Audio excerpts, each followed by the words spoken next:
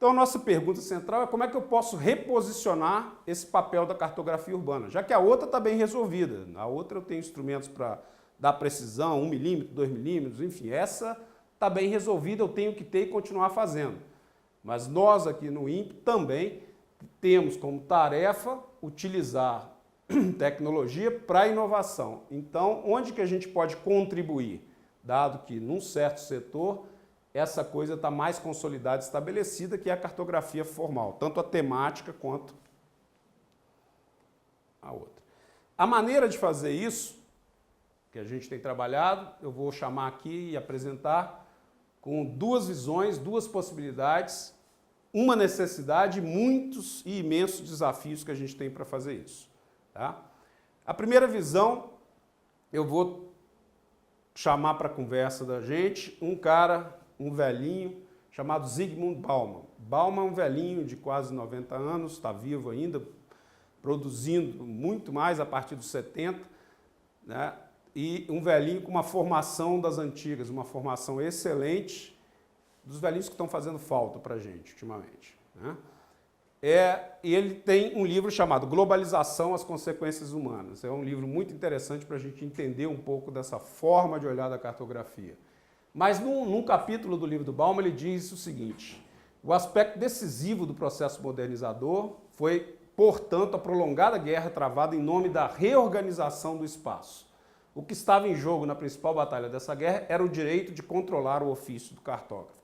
O que Bauman diz, e Bauman é um sociólogo, mas vai fazer, ele está falando sobre essa questão nesse momento, que é a Batalha dos Mapas, porque representar, né, uma representação é um instrumento de luta, é um instrumento de disputa. E ele vai dizer que o Estado moderno está fundado em cima do controlar o ofício do cartógrafo. A partir do momento que o cartógrafo foi domesticado, né, ele foi colocado a serviço do Estado, ele impõe um tipo de representação que é a representação que vai reorganizar o espaço de quem controla o Estado. Então, controlar o ofício de quem é cartógrafo foi uma tarefa importante para criar os Estados nacionais, enfim, ao longo do tempo, né? O que o Bauman nos diz e nos ensina, né, ou nos ajuda a dizer, é que, de certa forma, a gente precisa, para fazer uma cartografia urbana, repensar a cartografia urbana, a gente precisa retomar o ofício do cartógrafo. A gente não pode deixar que o ofício do cartógrafo seja só do cartógrafo tecnicamente qualificado para a cartografia, né? A cartografia temática, ou a cartografia como uma forma de expressão da minha posição, quer seja ela na minha posição no debate da cidade, ela pode ser feita por uma organização social, por um aluno, por um professor, por qualquer um, deveria poder. Logicamente que nos parâmetros da cartografia oficial, eu preciso ter bases boas para a construção dessas outras cartografias, mas não pode ser exclusivamente cartografar, não é um ofício exclusivo do cartógrafo técnico, nesse sentido. A segunda visão é repensar, então, esse ofício do cartógrafo e da cartografia. E aí, a Sueli Ronick, na verdade, Sueli é uma psiquiatra, psicanalista e psicóloga que tem trabalhado com o que ela chama de cartografia sentimental e transformações, enfim, algumas coisas que parecem que não tem nada a ver com o nosso assunto aqui. Mas o que interessa do ponto do que a Sueli coloca em relação à cartografia e ao ofício do cartógrafo é essa frase final: o cartógrafo é, antes de tudo, um antropófago, ou seja, para fazer este tipo de cartografia urbana que a gente vai fazer, a gente não pode estar necessariamente preso às regras, normas, PEC 35, a BNT 29, isso. A gente tem que usar essas informações, né, geradas pela cartografia oficial, com precisão, bem feitas, para reconstruir os territórios que a gente imagina. Então, eu não posso ter medo de, em cima dessas bases, arranjar relações que construam outros elementos de representação e outras cartografias. A possibilidade para fazer isso, a gente tem trabalhado muito em cima do que a Vera Teles tem colocado. Olhar a questão da dinâmica, olhar a questão da mobilidade. Eu vou passar mais rápido aqui, porque o que interessa na questão da Vera é isso, né? Na verdade, na cidade a gente tem isso, tá? O que a gente tem são zonas de turbulência, né? São esses deslocamentos, não interessa muito o ponto de chegada ou ponto de partida, mas interessa essas trajetórias ao longo da cidade. Então, práticas sociais, agenciamentos, destinações, são esses eventos que ajudam a gente a compreender essas forças que operam na cidade, que reconfiguram a cidade. E se a gente usa um pouquinho disso, a gente é capaz de estabelecer o que a Vera chama, e essa cartografia que a gente está tentando fazer demonstra, o que ela chama de regimes de visibilidade. Dar visibilidade àquela relação que a gente enxergou entre, por exemplo, Paraisópolis e Morumbi, né? A possibilidade 2 é compartilhar essa ideia de espaço, tem que ser compartilhado.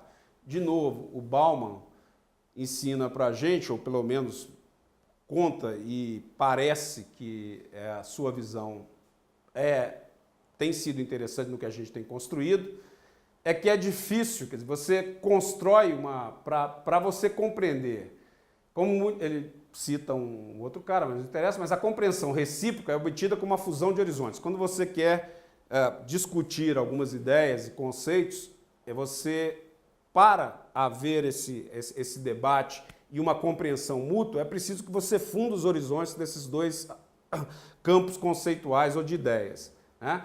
Eles são traçados a partir de acúmulos de experiência de cada um e de cada interlocutor. Então, essa fusão exige, que exige, só poderá ser resultado de uma experiência compartilhada.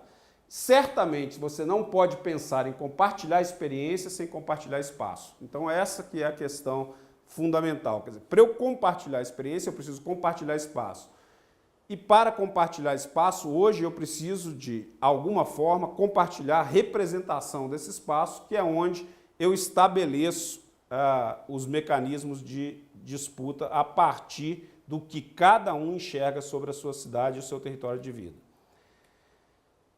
Então, uma possível síntese disso tudo é que, na verdade, a gente tem uma coisa muito mais complexa, que a gente não vai chegar lá, mas o ideal, imaginar, que a gente tem muitos mapas, né? Todos nós vivemos com vários mapas, dos quais dificilmente cada um de nós, cada família, cada grupo, em cada cidade, é difícil se desprender. Eles existem lá e eles compõem a história, a trajetória de vida da gente. Eles estão sempre ligados a territórios, não necessariamente no mesmo lugar, né?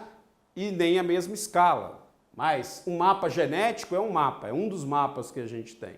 Ele significa algumas coisas. Mas eu tenho um mapa também da cidade que eu vivo, mas eu tenho um mapa da cidade em que eu vivi, ou de outra cidade que eu vivi anteriormente ainda. Eu tenho um mapa dos meus descendentes, um mapa dos meus ascendentes, a história de vida cruzada e trajetória deles. Então, se a gente tivesse, porque para cada indivíduo, no mundo ideal, fantástico, blá, blá, blá, em que tudo fosse muito, a tecnologia fosse perfeita, hoje cada um sairia com todos os seus mapas, né? O meu mapa genético, o mapa da cidade onde eu nasci, o lugar que eu nasci, o bairro, mas onde eu moro hoje. Então, é um espaço-tempo, né, de trajetórias ao longo da minha vida, da vida da minha família ou da vida de um grupo, depende da escala que eu vou trabalhar. Isso na verdade, a síntese do que a gente deveria ter, né? Ou seria o ideal que a gente tivesse. Na verdade, a gente não tem como instrumento de representação ou a gente não tem como mapas de cada um. Então, o que a gente precisa, para ter aquilo, começar a fazer isso, restabelecer esse direito de cartografar, né? Como uma possibilidade de observação independente do cartografia oficial, dessas intervenções na cidade que vão configurando e reconfigurando os lugares que a gente vive, né? Como no INPE, a nossa vocação, né, sempre foi de um projeto representacional, ou seja, criar representações, A nossa pergunta básica aqui estabelecida e que vai passar em várias aplicações aqui é qual a natureza do espaço, nesse caso o espaço geográfico, e como melhor representá-lo no meio computacional em um contexto dos processos que eu estou olhando em observação. Se eu estiver olhando exclusão e inclusão social, esse é o processo que eu estou observando. Qual a melhor maneira de representar o espaço geográfico, ou seja, qual a melhor cartografia que eu posso construir para representar esse processo que eu estou observando. Ou se eu estou olhando o processo de saúde e doença, uma epidemia de dengue, qual a melhor maneira que eu posso olhar o espaço geográfico, qual a melhor cartografia, o melhor conjunto de mapas, entre aspas, que eu posso trabalhar para representar esse processo que eu quero trabalhar. E aí, o desafio que a gente tem é inovar. Eu tenho que arranjar instrumentos para fazer isso, para criar esses territórios invisíveis, ou mostrar, né, esses territórios invisíveis. Acontece que o processo de representação computacional é complicado, ele é sempre um processo redutor, né? A Mafalda, que há muito tempo já sabia disso, diz para a gente, nesse quadrinho do Quino, com a Mafalda, é um pouquinho da síntese dessa dificuldade da representação, né? Ela diz, olha, esse é o mundo, está vendo? Sabe por que esse é o mundo é bonito? Porque é um modelo reduzido, o original é um desastre. Então, o modelo é sempre uma redução. E é importante reduzir, né? Porque ele me ajuda a compreender. O que eu não posso acreditar é que o meu modelo reduzido é o mundo, né? Então, esse é o passo que parece óbvio, mas a gente não pode perder. Toda vez que a gente constrói um modelo, ele é um modelo. O mundo existe, o modelo só ajuda a gente a iluminar um pouquinho as questões do mundo e talvez discutir melhor alguns aspectos. Mas é complicado reduzir. Eu posso reduzir demais e o modelo não me ajuda em nada, ou eu posso colocar complexidade demais e o modelo também não me ajuda em nada, né? E aí a questão da representação, que é mais grave, né? Esse é um quadro do Velázquez, que tem no Museu do Prado. O Velázquez escreveu esse quadro chamado As Meninas. Essa é a visão do Velázquez sobre essas meninas nesse quadro. Então, um outro cara, anos mais tarde, né, chamado Picasso, fez uma releitura do quadro de Velázquez, ou seja, ele olhou para a mesma cena e desenhou essa cena dessa maneira, ou seja, cartografou, na nossa palavra, essa cena dessa maneira. São duas visões da mesma cena, né? Uma é a representação do Velázquez, é o olhar do Velázquez, e esse é o olhar do Picasso, né? Então, construir uma representação, em particular, esse tipo de representação que a gente está trabalhando, são representações de objetos não físicos concretos, como exclusão e inclusão, pobreza, riqueza, vulnerabilidade, está intimamente também ligado ao olhar do observador. Então, a gente tem que sempre entender que a produção dessa cartografia, né, do invisível que a gente está falando aqui, ela traz o olhar de quem observa. E esse é um problema com qualquer representação, na verdade, né? E a gente tem que saber disso muito claramente. Esse é só um detalhe da infanta Margarita Maria no Velázquez, né? Ela até, no Picasso, ela é até mais bonita do que no Velázquez aqui, né?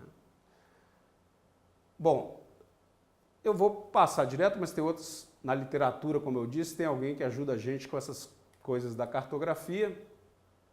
Mas no nosso caso, né, o caminho que a gente escolheu foi fazer experimentos com territórios digitais e construir uma inovação metodológica que a gente tem chamado de estratégias mediadoras, né? Arranjar mediações para ir entre o mundo e a representação, tá? E como é que eu posso, como é que eu posso fazer isso? Primeiro, eu tenho que trabalhar com esse dado de posição. Então, rapidamente, eu vou mostrar para vocês como é que a gente representa no computador dados territorializados, tá? Basicamente, o que a gente chama de geodado, ou dado espacial, né, um dado com uma referência de posição, é um dado que a gente chama de geodado ou dado espacial. Ele é um dado posicional, ele tem uma posição, né? O dado espacial tem uma geometria, ele pode ser uma linha, um ponto ou um polígono, né? Uma área fechada. Então, ele pode ser uma geometria, um ponto, uma linha ou uma linha fechada, que é um polígono. São 3 coisas básicas com as quais a gente representa a posição. E o que diferencia um dado qualquer de um dado espacial? Ele não tem nada de especial. Se eu pegar uma ficha de alunos de uma escola, tem lá o nome dele, o endereço da rua dele, nome da mãe, etc. E se eu acrescentar mais 3 colunas, 3 colunas que me deem uma posição em X, uma posição em Y e uma posição de altura em Z, eu transformei esse dado num dado espacial. Se esse X, Y, Z for ligado a um sistema de projeção cartográfico, eu transformo isso no lat, long e altura. E aí eu tenho uma posição dentro do sistema de referência da cartografia. Eu posso dizer, João Antônio da Silva, agora além dos dados que eu tenho dele na escola, eu sei que ele tem uma posição na cidade, que pode ser a posição da casa dele, né? Onde fica a casa do João Antônio da Silva? Fica num lat, long, com uma certa altura, ou não, mas fica numa certa posição da cidade. Como essa rua existe na cidade, eu consigo chegar à casa do João. Então, com isso eu transformei um dado que era simplesmente um dado de folha de aluno, num dado espacial de aluno, porque agora eu posso colocar o João Antônio na cidade, dentro da casa dele, dentro da rua dele, em algum nível de posição. Mas é um dado de localização essencialmente. O segundo processo mais importante que a gente tem para fazer isso, quer dizer, não o segundo, o processo que a gente tem para fazer isso é um processo que a gente chama de geocodificação, ou geoendereçamento, ou colocar, né, o dado em alguma posição da cidade. Aqui, por exemplo, a gente tem São Paulo e a gente tem, porque em São Paulo a gente tem um dado das ruas de São Paulo, eu posso, por exemplo, sabendo e tendo todos os dados de homicídios dolosos segundo o local de residência da vítima, ou seja, para cada morte que aconteceu por homicídio doloso registrada, eu tenho lá o endereço da residência daquela vítima, eu poderia ter também onde foi encontrado esse corpo. Nesse caso, eu só tenho o endereço de onde, daquele corpo que eu encontrei, onde que ele morava na cidade. Se eu tenho esse endereço, então, Avenida Paulista 1749, que é uma das avenidas de São Paulo, que não mora gente, pelo menos na frente, né? Mas eu posso, de alguma maneira, encontrar este lugar, esse número, né? Eu posso encontrar essa rua, encontrar o número dessa rua e aí dizer, olha, o endereço daquela pessoa que teve esse evento, que foi o homicídio, é aquele. E com isso, eu posso construir um conjunto de localizações sobre homicídios dolosos a partir da residência das vítimas na cidade de São Paulo ao longo do tempo, por exemplo, de 96 a 2002, nesse caso, ou até 2010. A partir daí, do momento que eu tenho as localizações, eu posso começar a inferir outras coisas usando relações entre esses pontos, essas localizações e outras informações. Quando eu faço isso, né, eu estou constituindo informação espacial, o que a gente chama de geoinformação, e ela não é mais posicional, ela é relacional. Ou seja, é o arranjo que importa e não a localização. É a relação de um em relação ao outro, ou de um em relação a outras variáveis. Onde a residência da vítima? Bom, mas essa residência é perto, em que bairro? Ou quais as características das pessoas que moram nesse bairro? E por aí vai. Então, as relações entre os elementos de posição, de localização e outros elementos de localização ou outros elementos da cidade é que geram informação. Tá?